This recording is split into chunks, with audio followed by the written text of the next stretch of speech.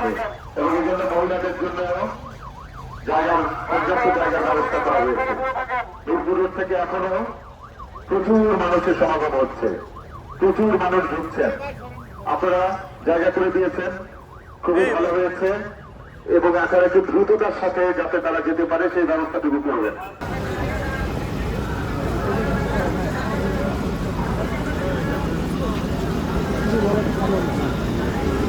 এটা ভালো ফুটে এই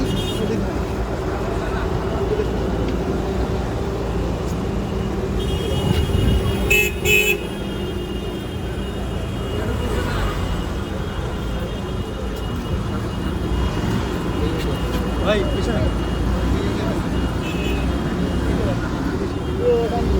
দূর দূর থেকে লক্ষ লক্ষ জনতা এখনো ঢুকছেন।